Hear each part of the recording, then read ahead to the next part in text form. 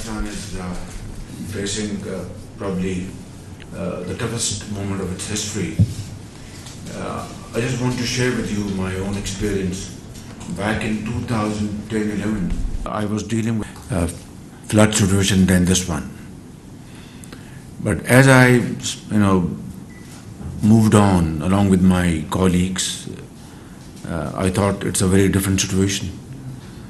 I went to Sindh and then again to Balochistan. Yesterday I was in KP, and I can say without any fear of contradiction that this flood situation is probably the worst in the history of Pakistan. Millions of people have been displaced. More than 1,000 people killed, including 300 children, thousands injured, close to 1 million animals, gone, and standing crops completely washed away. In the province of Sindh, date trees, cotton, rice, all gone. And of course also in Balochistan, people are shelterless. They need food, medical treatment, they need potable water.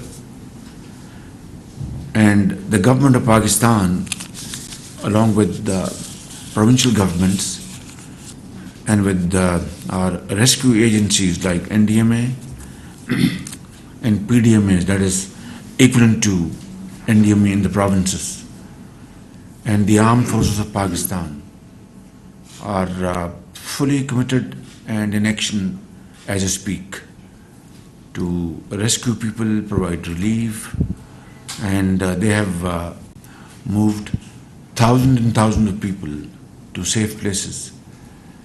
You must have seen some glimpse of that situation. Yesterday, a helicopter was able to rescue a young boy, I think, and I think it could have been either way, but mercifully they were able to rescue him and fly him away.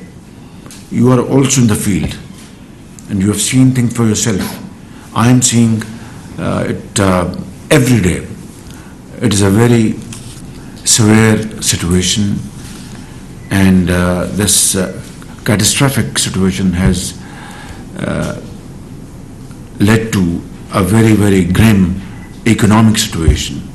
We were grappling with a situation which we had taken over 4 months ago, and I'm not going to talk about politics here. It's all about this present situation. But then floods have added onto our burden and created a very, very complicated situation. The damage to our infrastructure is very vast and is spread all over Pakistan. About 3,500 kilometers of roads have been damaged. Hundreds of bridges and flyovers and underpasses. Electricity is off in many cities. Our ministers, our secretaries are in the field, along with the engineering force of Pakistan Army, trying to repair all these cables, roads, flyovers.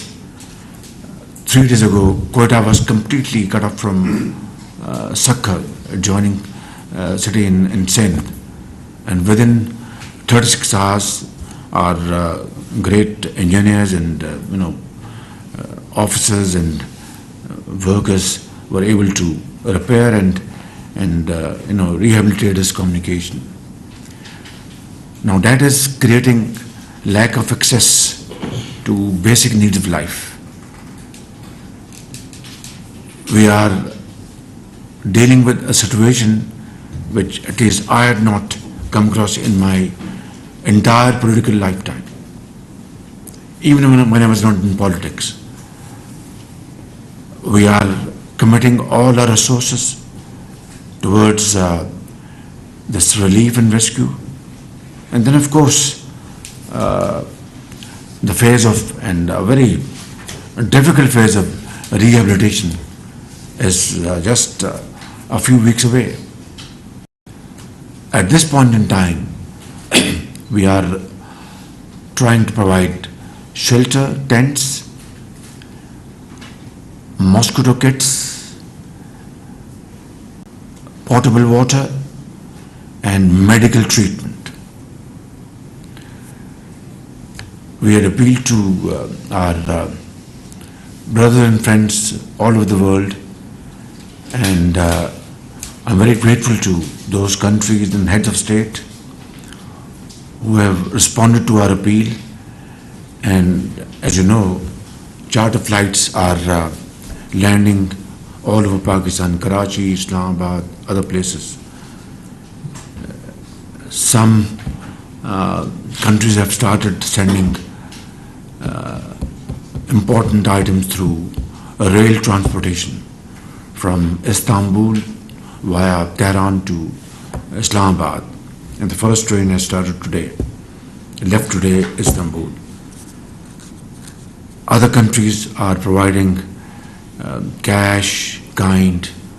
We are all very grateful to all these countries, our great friends, and those who have great empathy for humanitarian cause. And this is a situation which calls for immediate relief and help from global community. I expect that as television channels and mainstream media are reflecting these devastating scenes, I think the response is becoming quicker and very strong, alhamdulillah. Today we have troubled you in this room to let you know. I know you are very well aware of the situation on the ground, but today we'll give you a presentation which will show you what is the situation as of today on the ground in all the 4 provinces. We'll also show you the kind of relief work which is going on under the supervision of federal government, provincial governments, and of course by team effort of Pakistan's armed forces. Dozens of helicopters are in action. Boats are roaming around through shallow and deep water, carrying people, boys and children and women and girls to safe places, providing food, providing milk, and providing medicines. All this is happening, but this needs to be done at a much bigger scale, and this needs to be multiplied by many times. Otherwise, this challenge will remain a challenge till we really reach the last home, the last person, stranded various parts of Pakistan. So, ladies and gentlemen, this is the kind of situation. I wouldn't want to go into details. Yesterday, we have constituted, after thorough consultation, National Flood Response and Coordination Center, which will ensure effective and speedy implementation of all our actions. It will have communication with PDMAs in the provinces, coordinate rescue and relief efforts, and plan for our rehabilitation program, and also coordinate with donor agencies, bilateral, multilateral. I believe today they are going to have, UN is going to have It's finished. It's finished, done. Done very successfully. But this is only going to provide $160 million. It's triggering others Yeah. already. So I think this needs to be multiplied rapidly. And I want to give one solemn pledge and solemn commitment at my command that every penny will be spent in a very transparent fashion. Every penny will reach the needy. There will be no waste at all, no patronage in Pakistanis. We'll put all our resources to serve the people wherever they are, and we will redirect our resources from development plan towards their rehabilitation. That's very important. We will certainly learn from our experience, but I think the global community should stand by us today. It's a yawning gap between our requirements and what we are receiving till this point in time. And are you receiving enough so far from the international That's what I've said. I think much more is required to be done. This very serious situation, and convey to all the four nook and corners of global community what is that we require at this point in time in terms of relief operation, and what is required in terms of rehabilitation mode. I think I expect from the entire developed world and other segments of our community to come and support us in nation building efforts. That will be their finest moment, and that is what we expect from them.